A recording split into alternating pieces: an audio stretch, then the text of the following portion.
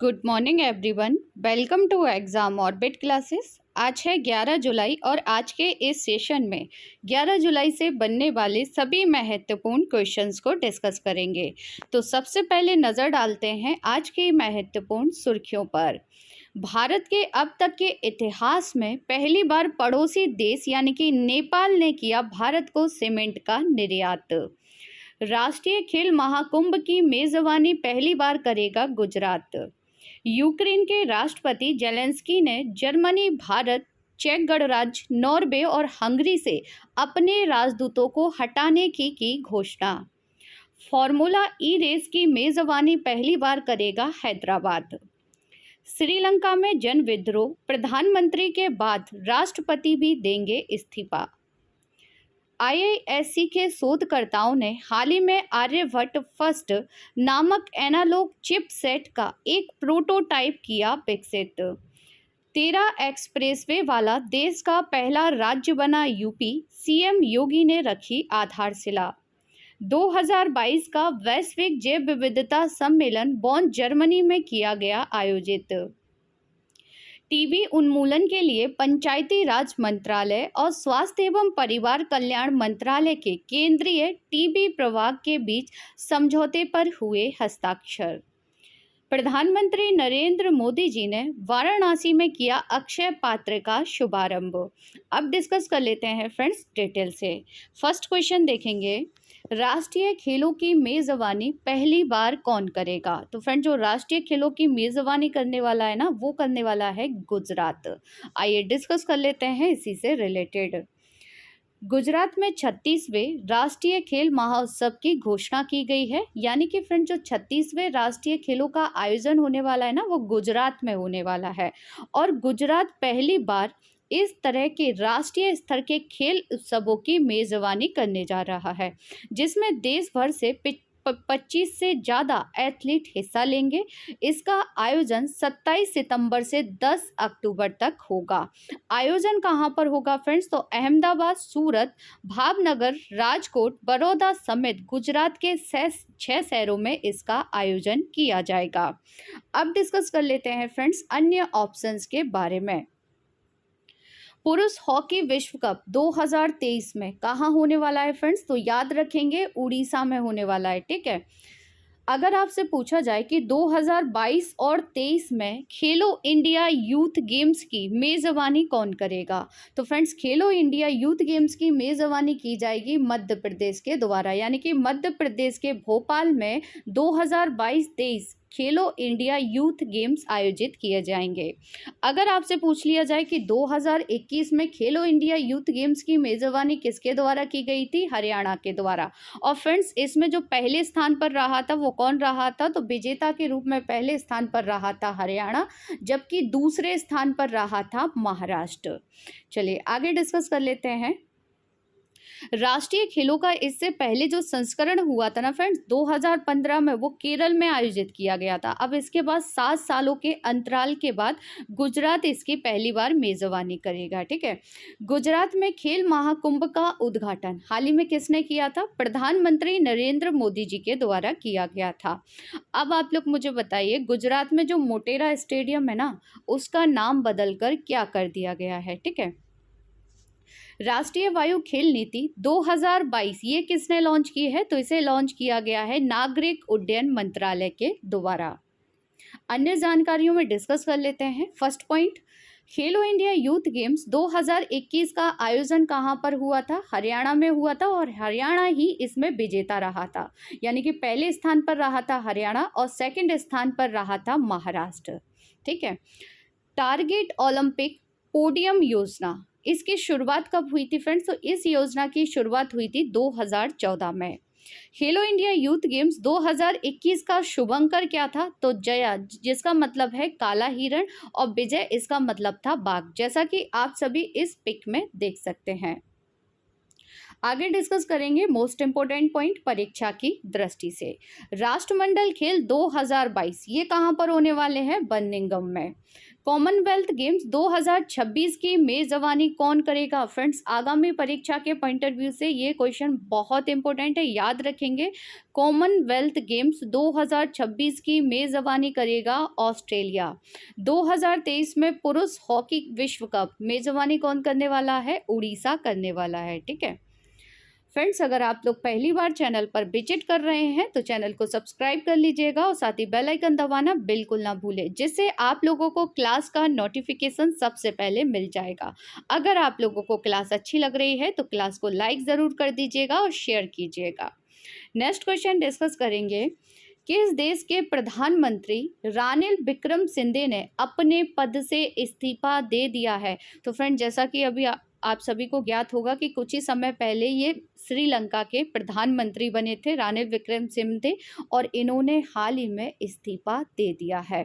और साथ ही आपको बता दें कि 13 जुलाई को जो राष्ट्रपति है ना श्रीलंका के, वो भी अपना इस्तीफा दे देंगे, लेकिन अभी फिलहाल दे दिया गया है श्रीलंका के प्रधानमंत्री रानिल विक्रमसिंघे के द्वारा, जिन्हें आप सभी पिक में देख सकते हैं। आइए डिस्कस कर लेते हैं इन्हीं से रिलेटेड।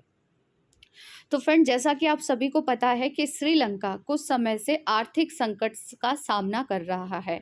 बिगड़ते हालत को देखते हुए प्रधानमंत्री रानिल विक्रमसिंघे ने इस्तीफा दे दिया है। ठीक है, वहीं राष्ट्रपति यानी कि गोटबाया राजपक्षे 13 जुलाई को अपना इस्तीफा दे देंगे। अब फ्रेंड्स, प्रधानमंत्री ने भी इस्तीफा दे दिया और जो राष्ट्रपति हैं ये भी अपना इस्तीफा दे देंगे, तो वहाँ संभालेगा कौन?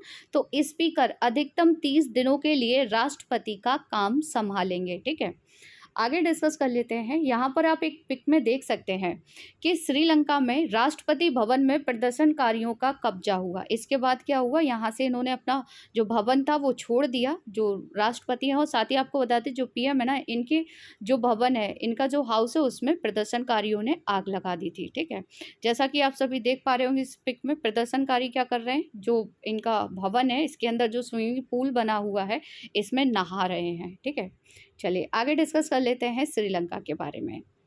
तो मैप में आप सभी जो ऑरेंज कलर से देख पा रहे हैं, ये है श्रीलंका। अगर आपसे पूछ लिया जाए जाफना प्रायद्वीप कहाँ पर है फ्रेंड्स, तो याद रखेंगे श्रीलंका में है। ठीक है, कोलंबो कहाँ पर है? श्रीलंका में है। गल्फ ऑफ मन्नार यहाँ पर आप देख सकते हैं, और यहाँ आप देख सकते हैं इंडियन ओशन। आगे डिस्कस करेंगे। श्रीलंका की 2 राजधानियां हैं, श्री जयवर्धनेपुरे कोट्टे जो कि प्रशासनिक राजधानी है, कोलंबो जो कि वाणिज्यिक राजधानी है। श्रीलंका की मुद्रा श्रीलंकाई रुपया है। कौन सा देश पाक जल डमरू मध्य द्वारा भारत के मुख्य भूभाग से अलग होता है? तो फ्रेंड्स, याद रखेंगे श्रीलंका अलग होता है। मित्र शक्ति और सिलिनेक्स युद्ध अभ्यास में कौन 2 देश भाग लेते हैं? तो भारत और श्रीलंका के बीच इसका आयोजन किया जाता है। जाफना प्रायद्वीप जो कि श्रीलंका के उत्तरी प्रांत का एक हिस्सा है। साथ ही में आप सभी को ज्ञात होगा कि ट्रिंकोमाली तेल टैंक फार्म, ये समझौता हाल ही में इंडिया और श्रीलंका के बीच हुआ है। ट्रिंकोमाली तेल टैंक फार्म समझौता किन 2 देशों के बीच हुआ है? इंडिया और श्रीलंका के बीच हुआ है। चलिए अब अन्य ऑप्शंस के बारे में भी थोड़ा डिस्कस कर लेते हैं। जैसा कि आप सभी को ज्ञात होगा कि ब्रिटेन के पीएम बोरिस जॉनसन ने भी अपने पद से इस्तीफा दे दिया है, जिसके बारे में हम लोगों ने डिस्कस भी किया था।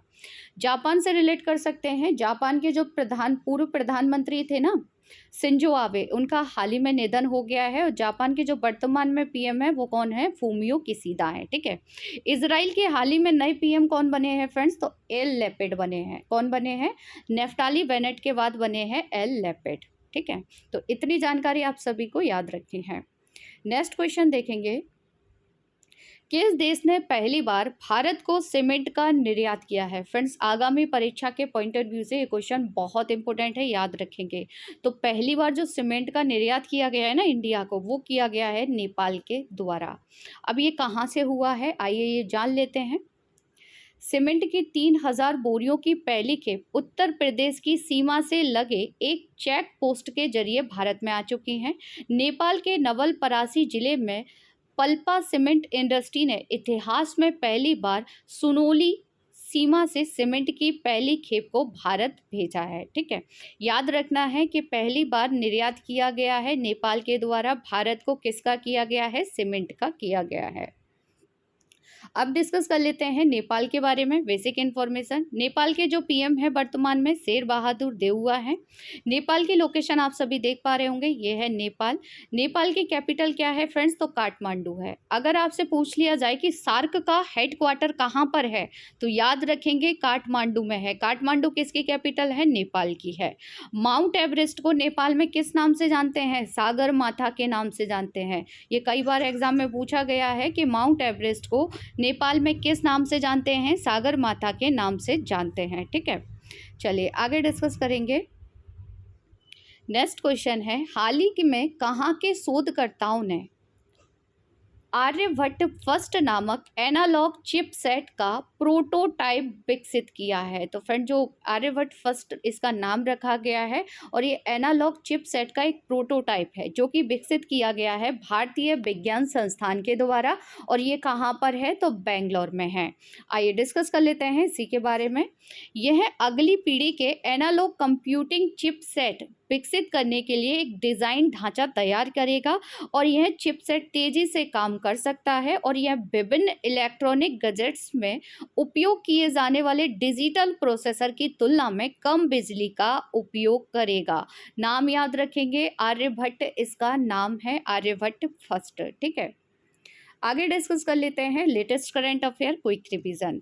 केंद्रीय विज्ञान और प्रौद्योगिकी राज्य मंत्री ने मानव रहित हवाई वाहन विकसित करने के लिए, फ्रेंड्स मानव रहित हवाई वाहन विकसित करने के लिए अत्याधुनिक ऑटोनोमस नेविगेशन पर प्रौद्योगिकी नवाचार केंद्र जिसका नाम है तेहान का उद्घाटन कहाँ किया गया था हाल ही में, तो आईआईटी हैदराबाद में किया गया था। ठीक है, किस संस्थान में सुपर कंप्यूटर परम गंगा को स्थापित किया गया, आईआईटी रुड़की में। भारत के सबसे शक्तिशाली सुपर कंप्यूटर परम प्रवेगा को कौन से राष्ट्रीय संस्थान में स्थापित किया गया था, भारतीय प्रौद्योगिकी संस्थान, यानी कि इसे बेंगलोर में ही स्थापित किया गया था। अगला क्वेश्चन देखेंगे, भारत में पहली बार फॉर्मूला ई रेसिंग की मेजबानी कौन करने वाला है। तो फ्रेंड्स पहली बार होगा भारत में, याद रखेंगे, और मेजबानी की जाएगी हैदराबाद के द्वारा।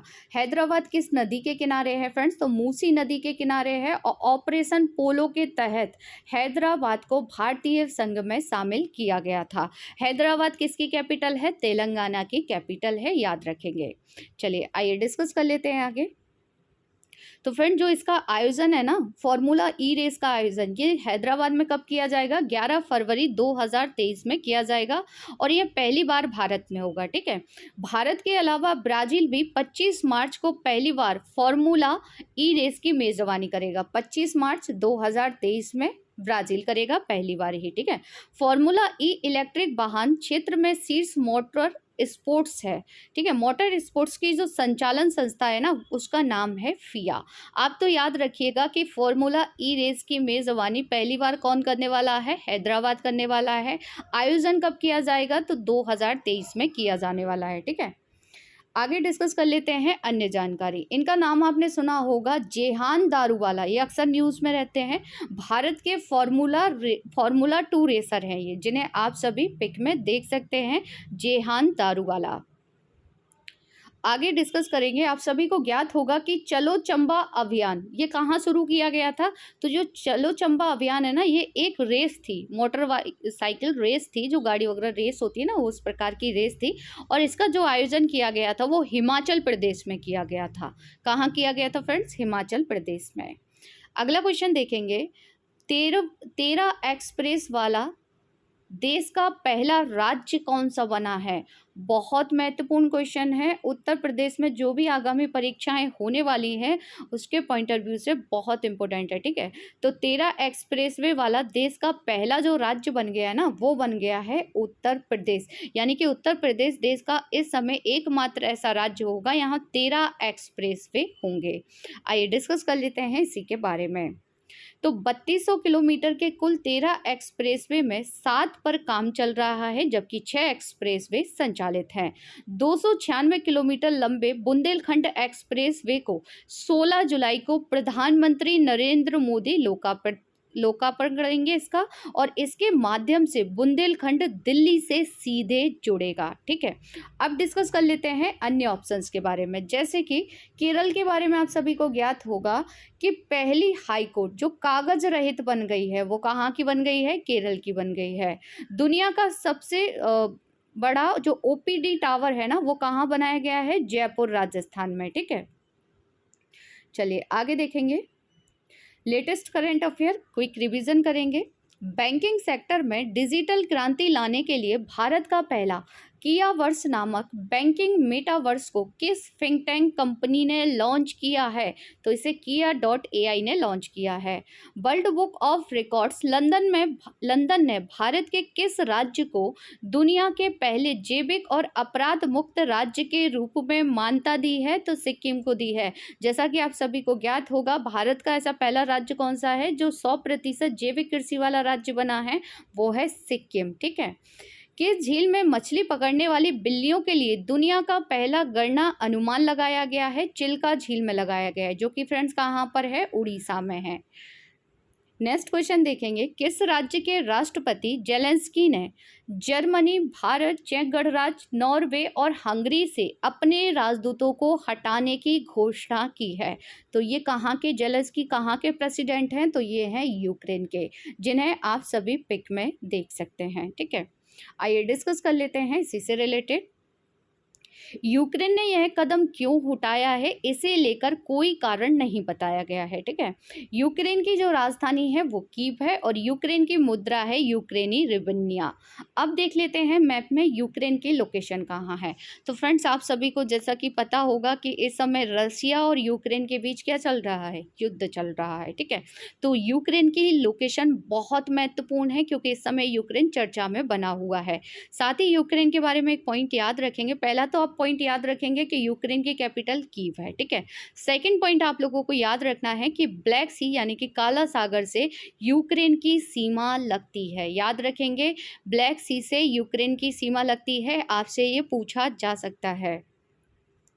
नेक्स्ट क्वेश्चन है, निम्न में से किस देश में बॉन ग्लोबल बायोडायवर्सिटी कॉन्क्लेव 2022 का आयोजन किया गया है? तो फ्रेंड्स, बॉन कहाँ पर है? याद होगा आप सभी को, जर्मनी में है।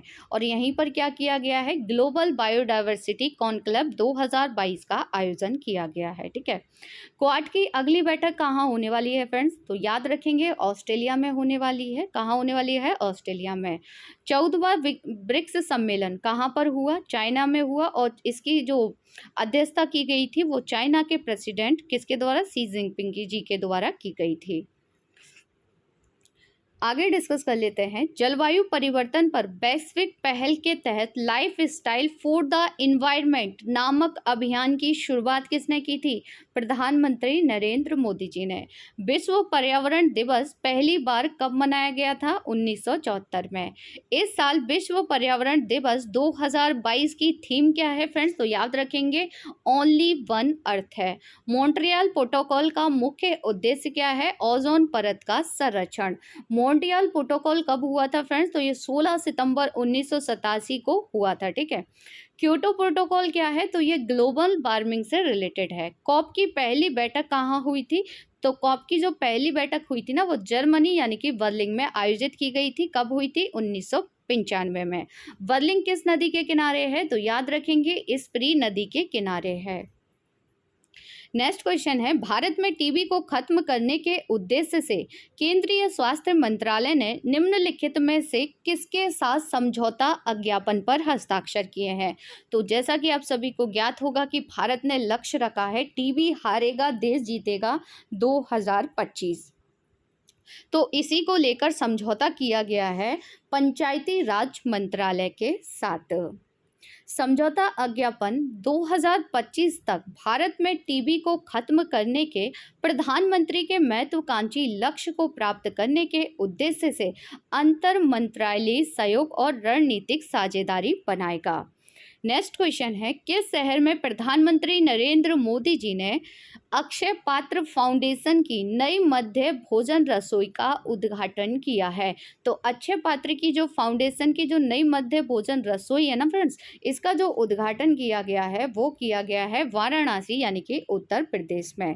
साथ ही आपको बता दें कि केंद्रीयकृत और फ्रेंड्स साथ ही आपको बताएं कि प्रधानमंत्री नरेंद्र मोदी जी ने ही वाराणसी में अक्षय पात्र फाउंडेशन की नई मध्य भोजन रसोई का तो उद्घाटन किया। इसी के साथ क्या किया है इन्होंने, तो इसी के साथ इन्होंने अखिल भारतीय शिक्षा समागम का भी उद्घाटन किया। अगर आपसे पूछ लिया जाए कि अखिल भारतीय शिक्षा समागम का उद्घाटन कहाँ पर किया गया था, वाराणसी उत्तर प्रदेश में किया गया था। ठीक है, केंद्रीयकृत रसोई अक्षय पात्र फाउंडेशन को वाराणसी के 282 स्कूलों में 1 लाख से अधिक बच्चों को खाना खिलाने में सक्षम बनाएगी। ठीक है, और ये अक्षय पात्र की देश में 62वीं और उत्तर प्रदेश में 5वीं रसोई है। साथ ही में आप सभी को ज्ञात होगा कि प्रधानमंत्री नरेंद्र मोदी जी ने गुजरात के कलोल में इफ्को द्वारा दुनिया के पहले नैनो यूरिया लिक्विड प्लांट का उद्घाटन किया था। गुजरात के अहमदाबाद में ही बोपल में भारतीय राष्ट्रीय अंतरिक्ष संवर्धन और प्राधिकरण केंद्र के मुख्यालय का भी उद्घाटन प्रधानमंत्री नरेंद्र मोदी जी के द्वारा किया गया था। अब डिस्कस कर लेते हैं टॉप 10 स्टैटिक ट्री के क्वेश्चन। सत्यशोधक समाज की स्थापना किसने की थी? ज्योतिबा फुले ने। प्राचीन ग्रंथ अष्टधाई के लेखक कौन है? महर्षि पन्नी हैं। गवर्नर जनरल लॉर्ड डलहौजी ने किस साम्राज्य को चेरी नाम दिया था? अवध साम्राज्य को। भारतीय संविधान के किस अनुच्छेद में नए राज्यों के गठन, सीमाओं के फेरबदल इत्यादि से संबंधित वर्णन किया गया है? आर्टिकल 3 में। लोकटक झील कहाँ पर है? तो ये मणिपुर राज्य में है। कौन सा कोशिकांग प्रकाश संश्लेषण के दौरान प्रकाश ऊर्जा का उपयोग करता है? हरित लवक। निकट दृष्टि दोष को क्या कहा जाता है? मायोपिया कहा जाता है। किसे अखिल भारतीय सेनाओं का जनक माना जाता है? सरदार वल्लभ भाई पटेल को। इंकलाब जिंदाबाद का नारा हर्षद मोहानी ने दिया था। इंडियन डिवाइडेड पुस्तक के लेखक कौन थे? डॉक्टर राजेंद्र प्रसाद। पिछली क्लास में जो क्वेश्चन आपसे पूछे गए थे उनके आंसर देखते हैं। भारतीय प्रेस परिषद की अध्यक्ष के रूप में किसे नियुक्त किया गया है? रंजना प्रकाश देसाई को किया गया है। वेरिजॉन बिजनेस के नए सीईओ बन गए हैं सौम्य नारायण संपत। मालवा पठार किस राज्य का हिस्सा नहीं है? तो फ्रेंड्स ये महाराष्ट्र का नहीं है, जबकि गुजरात, मध्य प्रदेश और राजस्थान का ये हिस्सा है। भारत की सर्वाधिक सीमा लगती है बांग्लादेश के साथ, जबकि सबसे कम किसके साथ लगती है? तो अफगानिस्तान के साथ लगती है, जिसे डूरेंट लाइन के नाम से जाना जाता है। अब आप लोगों के लिए कुछ क्वेश्चन हैं जिनके आंसर आप सभी को देने हैं कमेंट्स बॉक्स में।